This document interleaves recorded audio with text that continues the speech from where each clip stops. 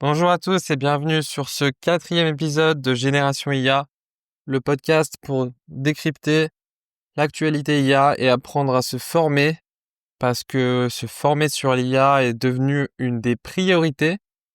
Notamment, j'ai vu dans ma newsletter IA qu'il y avait plein de patrons aux US qui venaient de signer une lettre ouverte dans laquelle ils demandaient au gouvernement de rendre obligatoire l'apprentissage de l'IA à l'école et que ce devait être un cours obligatoire et donc pourquoi? Parce que ceux qui ne maîtriseront pas l'IA risquent de passer derrière et risquent d'être obsolètes en fait dans le monde du travail.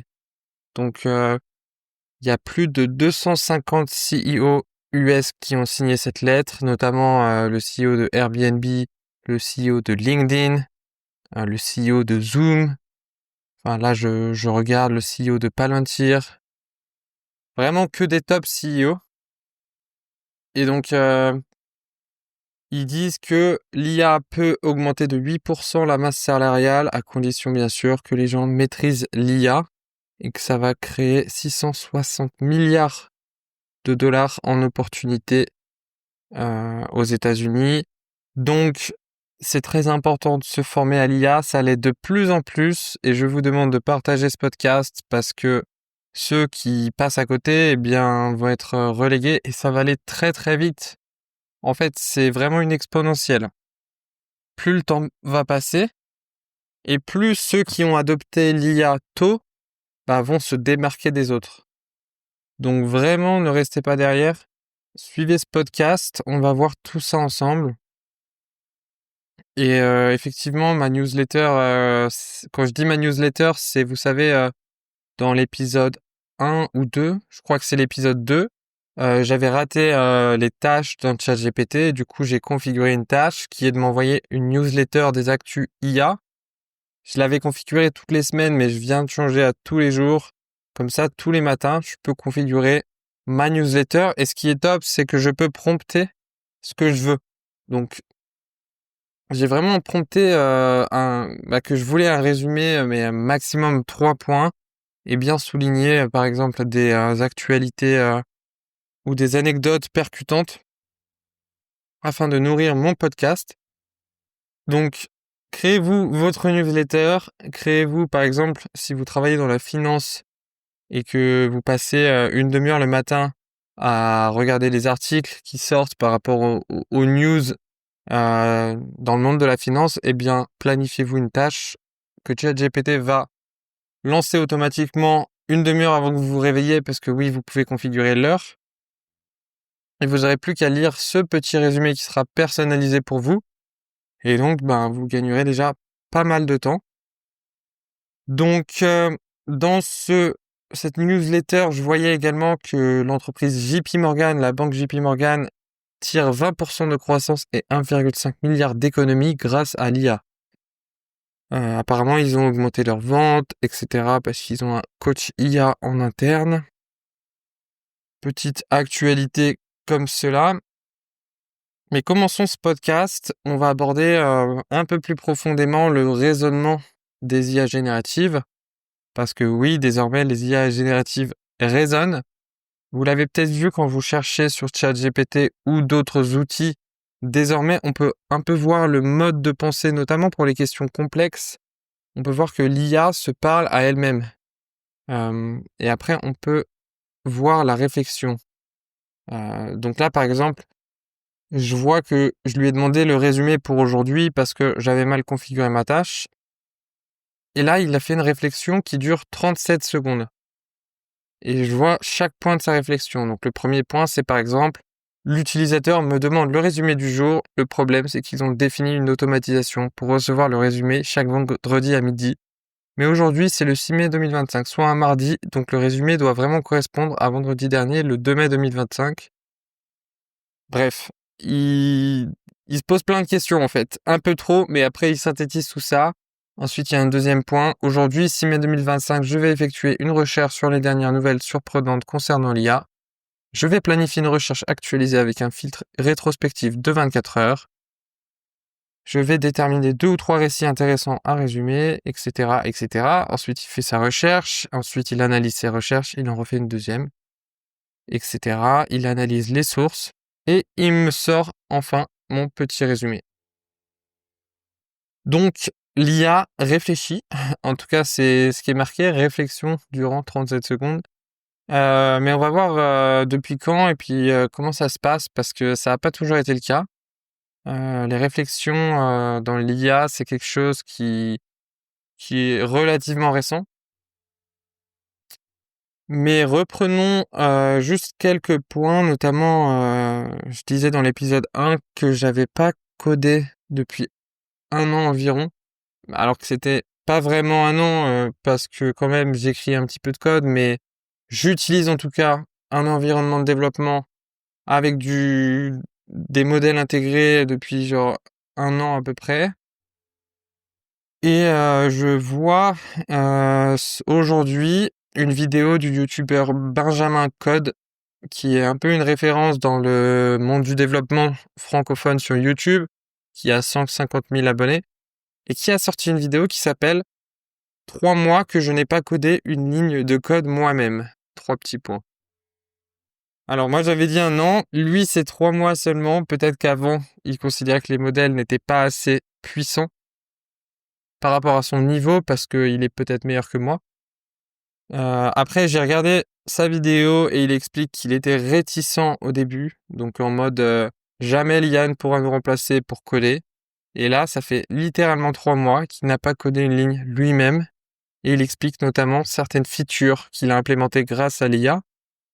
Mais vous voyez que ça va quand même très vite, parce que Benjamin Code a un certain niveau quand même en développement, il a plus de 10 ans d'expérience. Et là, il considère que c'est plus rapide de laisser l'IA faire le travail pour lui plutôt que de le faire lui-même. Après, il est là pour spécifier les spécifications et bien sûr vérifier que ça marche et valider les changements. Donc, faut quand même une petite expérience. Et je recevrai sur ce podcast un ami à qui j'ai appris à coder en partant de zéro grâce à l'IA. Et on va voir la différence entre un débutant qui a appris à coder grâce à l'IA récemment et Benjamin Code qui lui a 10 ans d'expérience ou moi-même 5 ans d'expérience. On va voir que quand même, il y a pas mal de blocages lorsqu'on est débutant et on peut pas encore tout faire ce qu'un développeur expérimenté peut faire. Heureusement d'ailleurs, mais on va voir qu'il y a des limites à tout ça.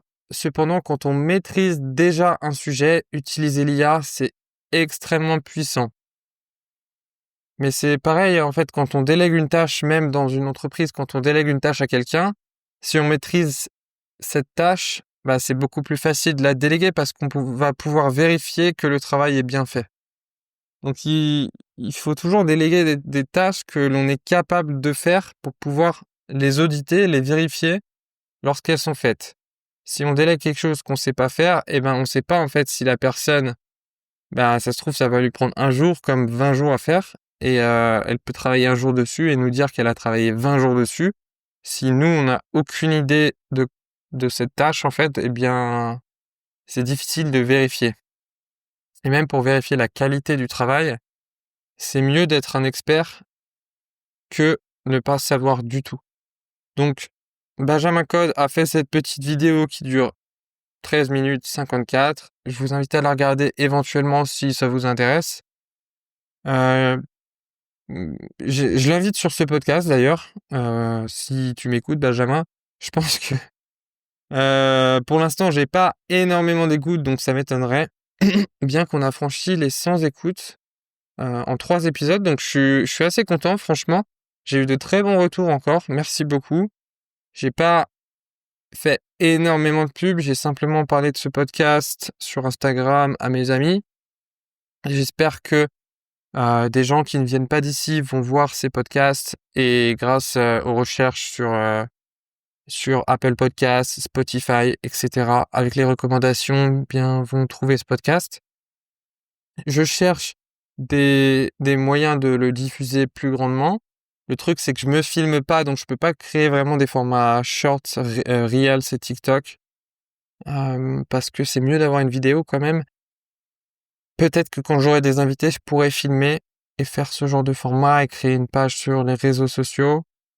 Je verrai, mais sinon, je compte un peu sur le référencement. Et puis, si j'ai des invités qui vont venir, qui auront une petite audience et qui pourront également les partager. Donc, le but, c'est quand même d'avoir un projet de long terme, d'avoir ce podcast sur le long terme. Je fais pas mal d'épisodes au début parce que j'ai beaucoup de choses à dire, parce que je travaille sur le domaine depuis plusieurs années.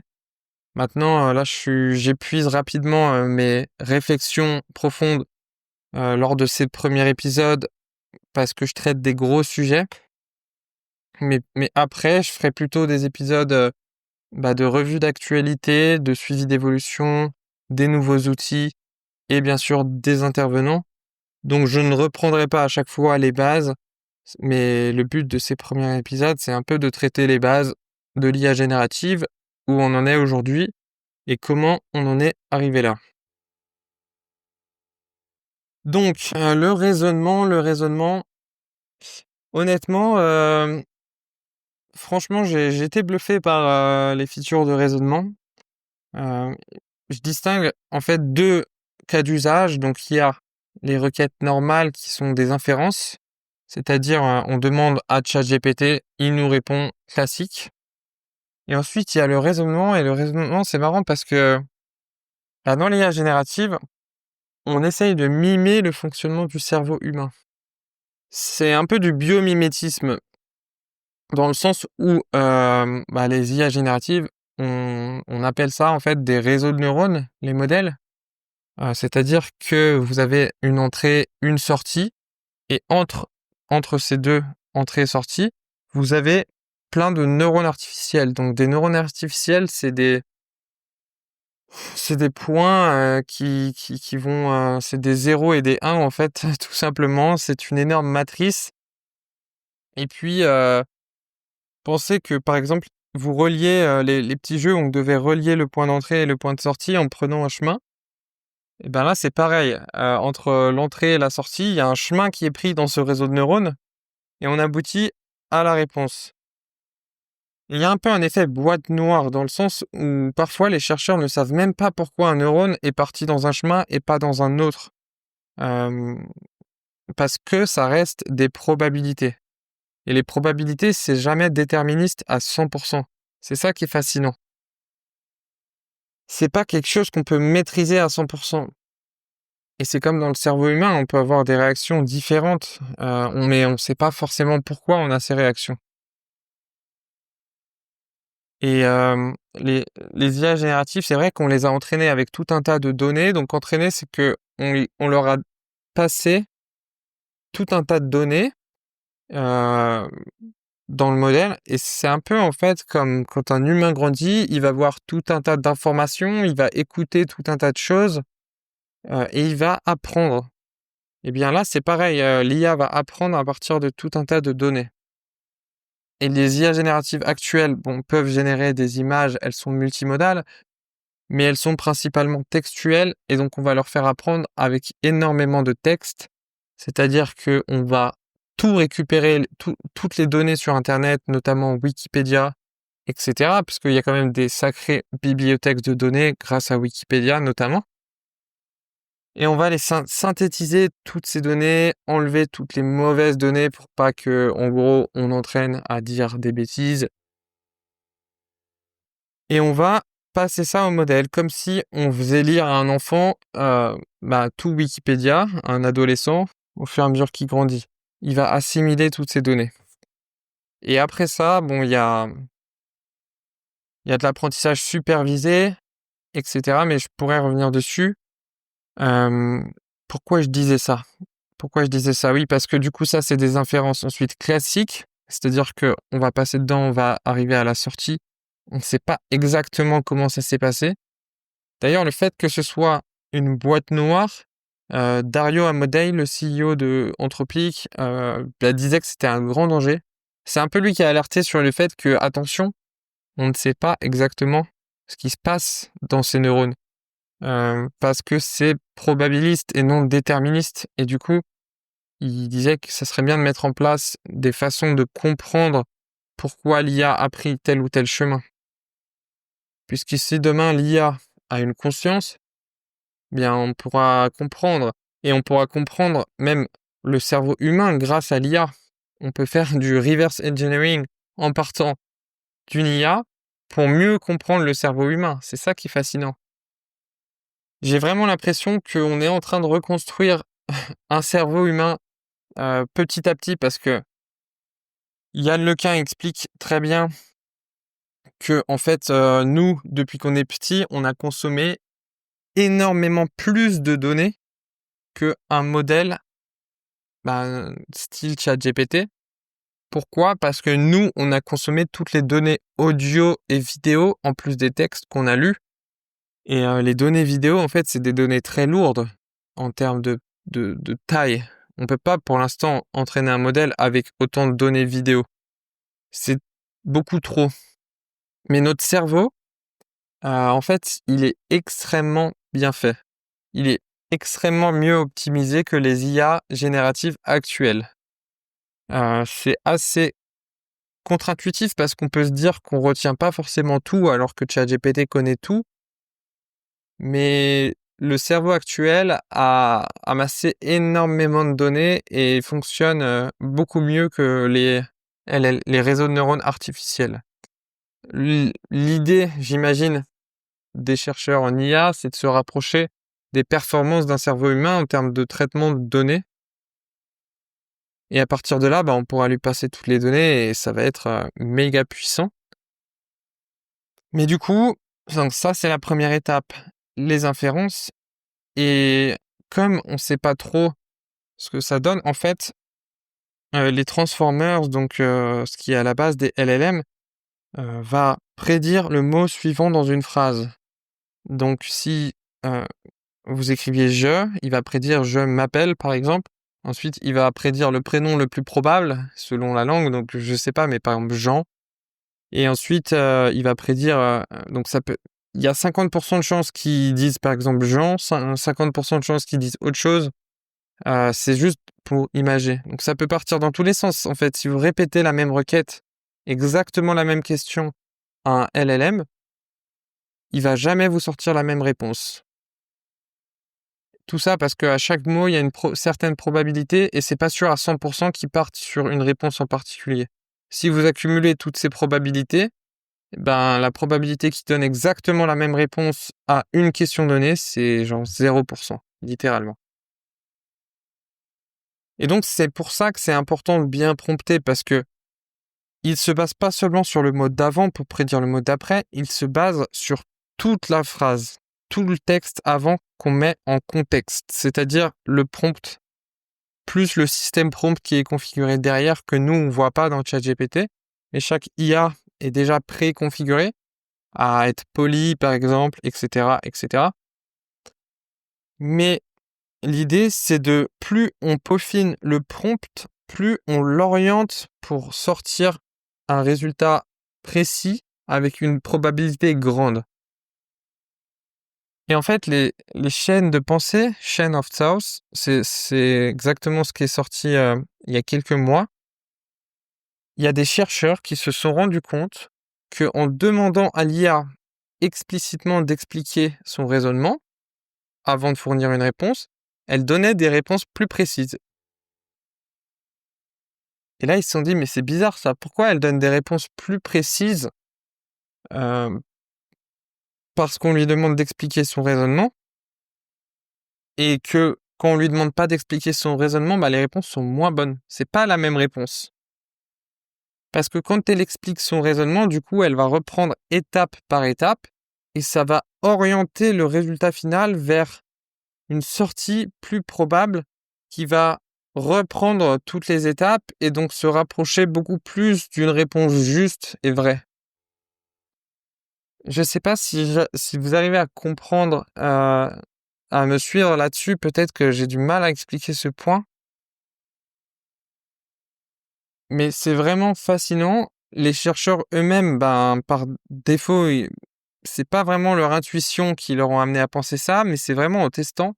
Ils se sont dit, tiens, on a réussi à l'orienter puisque à chaque fois qu'ils comme on lui demandait d'expliquer sa réponse étape par étape, la prédiction finale était plus facile pour lui puisqu'on avait décortiqué toutes les étapes.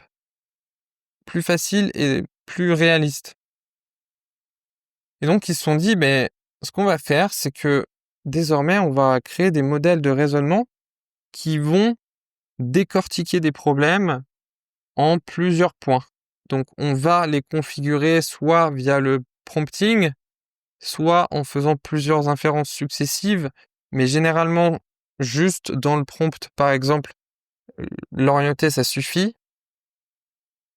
On lui dit explique tes données, ton raisonnement étape par étape, et ensuite c'est ce qu'il va faire. Les agents IA, c'est un peu différent, mais ça reprend le même principe. Il peut itérer sur lui-même. Je crois qu'il y avait un outil au début qui s'appelait AutoGPT. Mais en gros, par exemple, on prend la sortie et on la remet dans un nouveau call API, et puis etc. jusqu'à aboutir à une réponse satisfaisante. Et on lui dit en fait via une boucle infinie, tant que tu n'as pas une réponse 100% satisfaisante, donc c'est à lui aussi de se faire ce jugement que la réponse à la question initiale est complète. Tant que la réponse n'est pas complète, eh bien, itère et essaye de décortiquer le problème pour trouver cette solution. Donc, il peut faire ça en plusieurs étapes. Il y a plein de façons d'implémenter un raisonnement, mais ce que je veux vraiment qu'on retienne, c'est que juste le fait de lui demander dans le prompt d'expliquer son raisonnement peut aboutir à un résultat meilleur. Ça fait quand même réfléchir sur l'IA. En fait, est-ce que l'IA peut avoir une conscience, etc. On a demandé à beaucoup de chercheurs déjà, et il y en a un qui pense que oui, et il y en a un qui est non négligeable. Il s'appelle Ilya. Alors son nom de famille, Sutskever, mais honnêtement, il est américain, je crois. En tout cas, il habite aux États-Unis parce qu'il travaillait pour OpenAI. Il est russe, pas du tout américain. C'est pour ça qu'il a un nom un peu compliqué. Il est russe et il était chercheur en chef chez OpenAI.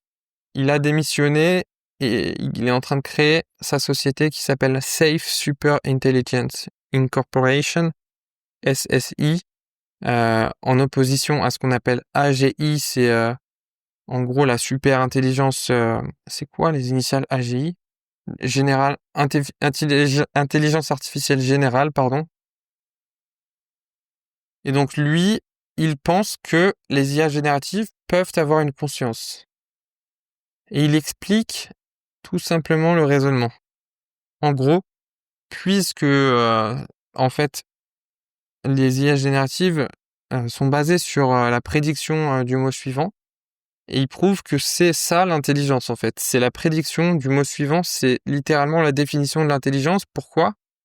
Parce que dans une intrigue policière, par exemple, imaginez un scénario à la Agatha Christie, eh bien tout le livre va donner des indices sur qui est le criminel final. Et donc tout ce scénario se met en place. Et à la fin, on va dire le criminel est. Et là, si l'IA prédit le bon criminel en se basant sur tous les indices, eh bien on peut considérer qu'elle est intelligente puisque en fait, la réponse la plus probable est clairement la vérité. C'est un fait.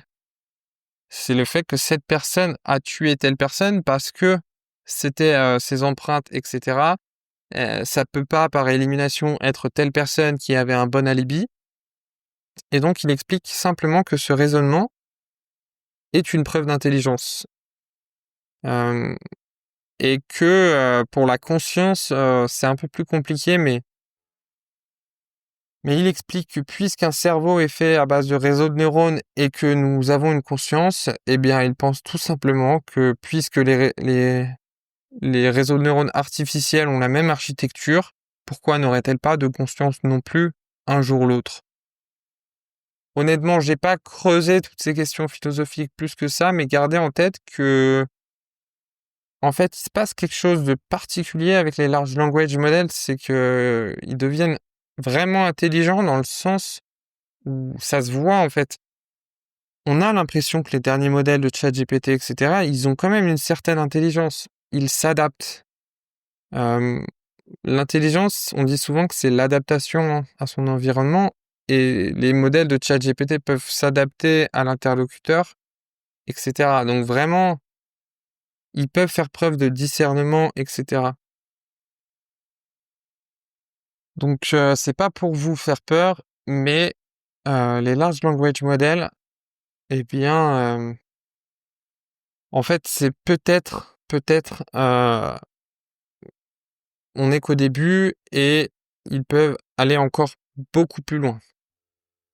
Alors après, j'ai vu que Yann Lequin disait que ça se fera pas forcément avec les technologies et les architectures actuelles. Il faudra potentiellement inventer des architectures en réseau de neurones, etc., autres que les transformers, qui soient plus efficaces encore pour arriver à un niveau beaucoup plus haut. Mais voilà.